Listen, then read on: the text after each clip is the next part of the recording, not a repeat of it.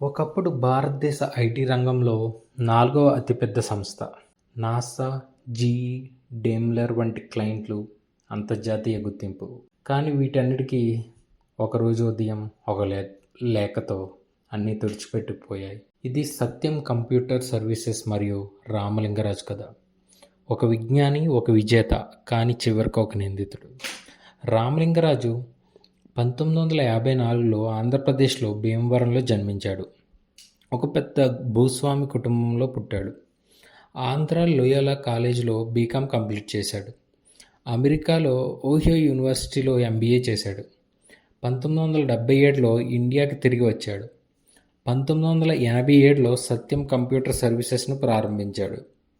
అప్పట్లో టెక్నాలజీ అంటే ఎవరికీ అంతగా తెలియదు. కానీ రామలింగరాజు ముందుగానే పసిగట్టాడు, భవిష్యత్తు డిజిటల్ రంగంలో ఉంది అని. చిన్న టీంతో మొదలైన సత్యం కొన్ని సంవత్సరాల్లో ప్రపంచ స్థాయి క్లయింట్లను సంపాదించగలిగింది. 60,000కు పైగా ఎంప్లాయీస్ని నియమించుకుంది. రామలింగరాజు 2009 వరకు చాలా సన్మానాలు, సత్కారాలు, రివార్డులు పొందాడు. అప్పటి ఉమ్మడి ముఖ్యమంత్రులతో స్టేజ్ షేర్ చేసుకున్నాడు. రామలింగరాజుకి E&Y నుండి entrepreneur of the year award వచ్చింది. Dataquest IT man of the year, CNBC manager of the year, lifetime achievement award from Hyderabad management association వచ్చాయి. కానీ ఈ వెలుగు వెనుక ఒక చీకటి కోణం ఉన్నది. ఆరిపోయే దీపానికి వెలుగు ఎక్కువ అంటారు కదా, అది ఇదేనేమో. అసలు ఫ్రాడ్ ఏం జరిగిందంటే 2001 మే 15న సత్యం కంప్యూటర్ షేర్ అమెరికా స్టాక్ మార్కెట్లో లిస్ట్ అయింది. అది $11.16 పర్ షేర్, అంటే ఇప్పుడు మన ఇండియన్ రూపీస్లో చూసుకుంటే అరౌండ్ 900 రూపీస్ పర్ షేర్గా లిస్ట్ అయింది. ఇక్కడ రామలింగరాజ్కి అత్యాశ పుట్టింది. షేర్ వాల్యూని పెంచుకోవాలని చాలా ట్రిక్స్ ప్లే చేశాడు. లేని ఫిక్స్డ్ డిపాజిట్స్ను ఉన్నట్టుగా చూపించాడు. అలాగే దాని మీద ఇంట్రెస్ట్ ఇన్కమ్ చూపించాడు. ఇలా రెవెన్యూ ఇంక్రీజ్ చేశాడు. ఎందుకంటే కంపెనీని ప్రాఫిట్లో ఉంది అని చూపించి షేర్ ప్రైస్ని ఇంక్రీజ్ చేసుకుందామని. ఫైనాన్షియల్ పొజిషన్ బాగుంది అని చెప్పడానికి మనం చూసే ఇండికేటర్ ఏంటంటే బ్యాలెన్స్ షీట్. బ్యాలెన్స్ షీట్లో అసెట్స్ ఎక్కువ ఉంటే ఫైనాన్షియల్ పొజిషన్ బాగుంది అని అర్థం అనమాట. ఫైనాన్షియల్ పొజిషన్ బాగుంది అని చూపించడానికి బ్యాంక్ బ్యాలెన్స్ని ఎక్కువ చేసి చూపించాడు. ఇక్కడే ఆడిటర్స్ నార్మల్గా ఏం చేస్తారంటే బ్యాంక్స్ నుండి కన్ఫర్మేషన్ తీసుకుంటారు. మీ దగ్గర ఈ కంపెనీకి ఎంత బ్యాలెన్స్ ఉందనేది కన్ఫర్మేషన్ తీసుకుంటారు డైరెక్ట్గా ఆడిటర్స్ బ్యాంక్ నుండి.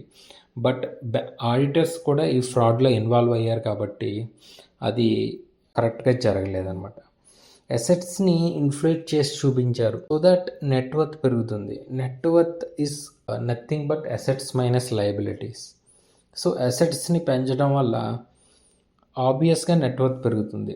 షేర్ హోల్డర్స్ కొనే ముందు చూసే one of the indicator is net worth. So ఇది అట్రాక్టివ్గా ఉంది. More share holders will invest in to the company. So share పెరుగుతుంది. ఇవన్నీ చేయడం వల్ల 2008లో కంపెనీ షేర్ ప్రైస్ 10 రూపాయల నుండి 544కి వెళ్ళింది. ఇదే సమయంలో ఆర్థిక మాంద్యం వచ్చింది. సేల్స్ ప్రాఫిటబిలిటీ పడిపోవడంతో క్రెడిటర్స్, లెండర్స్ నుండి ప్రెషర్ ఎక్కువైంది టు రీపే దేర్ మనీ. ఇదే సమయంలో డిసెంబర్ 2008లో మైటస్ నథింగ్ బట్ సత్యంని తిరిగేస్తే వచ్చేదే అని అనమాట. ఇది ఒక ఇన్ఫ్రాస్ట్రక్చర్ కంపెనీ. అన్నీ సెట్ అయి ఉంటే మెట్రో ప్రాజెక్ట్ మైటాస్నే చేయాలి. కానీ వాళ్ళకి ప్రీవియస్ ఎక్స్పీరియన్స్ లేదని ఎల్ఎన్టీకి ఇచ్చారు. ఇప్పుడు సత్యం రామలింగరాజ్కి ఒక ఐడియా వచ్చింది. మెట్రో ఎక్కడి నుండి వెళ్తుందో మ్యాప్ సత్యం రామలింగరాజ్కి ఐడియా ఉంది. సో ఆ ప్లేసెస్లో ల్యాండ్ కొందాం అనుకున్నాడు. మైటాస్లో సత్యం నుండి 7,200 కోట్లు ఇన్వెస్ట్ చేయడానికి ఒక ప్రపోజల్ పెట్టాడు. ఇక్కడ ఇన్వెస్టర్స్ నుండి తీవ్ర వ్యతిరేకత ఎదురైంది. ఈ ప్రకటనతో షేర్ ప్రైస్ పడిపోయింది. ఇన్వెస్టర్స్ ప్రెషర్ తట్టుకోలేక ఆ ప్రపోజల్ని విత్డ్రా చేసుకున్నాడు. ఈ స్ట్రాటజీ బెడిసి కొట్టడంతో చేసేదేమీ లేక రామలింగరాజుకి ఒక పద్మ వ్యూహంలో చిక్కుకుపోయానని అర్థమైంది.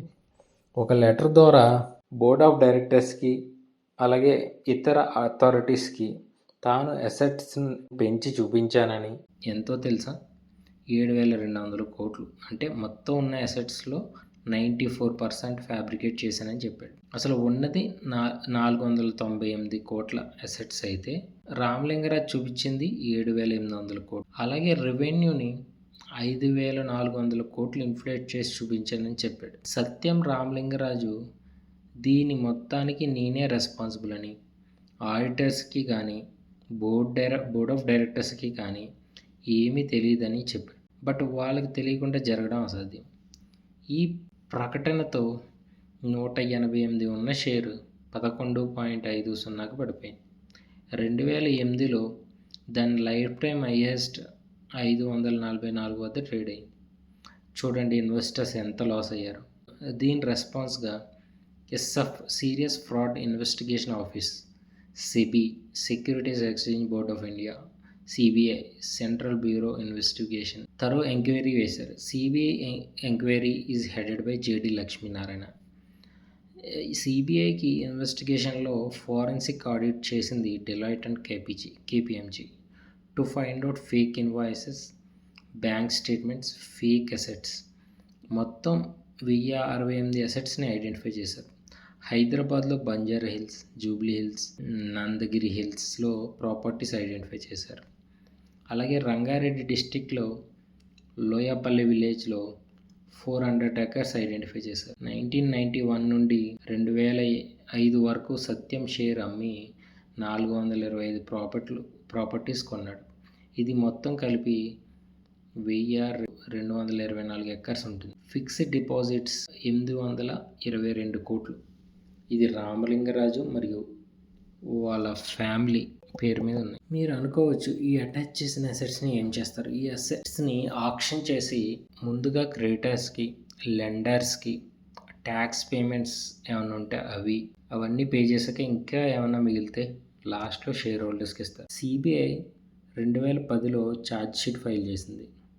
2012 నుండి 14 వరకు ట్రయల్ జరిగింది. ఏప్రిల్ 9, 2015న 7 years imprisonment and 5,50,00,000 penalty both రామలింగరాజ్కి, అతని బ్రదర్కి. అదర్స్కి కూడా 7 years ఇంప్రిజన్మెంట్ వేశారు. వీళ్ళకి కూడా 20 నుంచి 30 లక్షల పెనాల్టీ వేశారు. సెబీ PwCని 2 years ఇండియాలో ఏ కంపెనీకి ఆడిట్ చేయకుండా బ్యాన్ చేసింది. సత్యం స్కామ్ జరగడం వల్ల కార్పొరేట్ వరల్డ్లో చాలా చేంజెస్ వచ్చినాయి.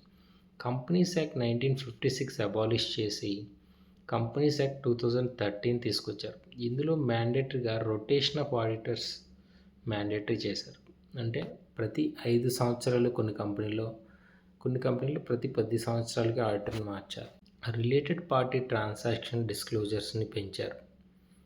ఏదైనా రిలేటెడ్ పార్టీతో ఏదైనా ట్రాన్సాక్షన్ జరిగితే అది ఫైనాన్షియల్స్లో కంపల్సరీ డిస్క్లోజ్ చేయాలి. విజిల్ బ్లోవర్ మెకానిజంని పెంచారు.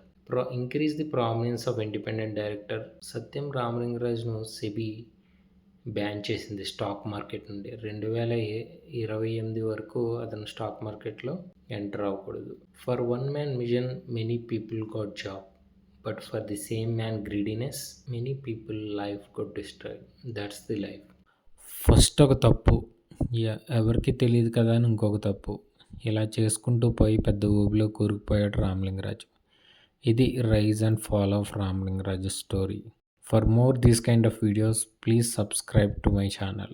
Thank you for watching this video.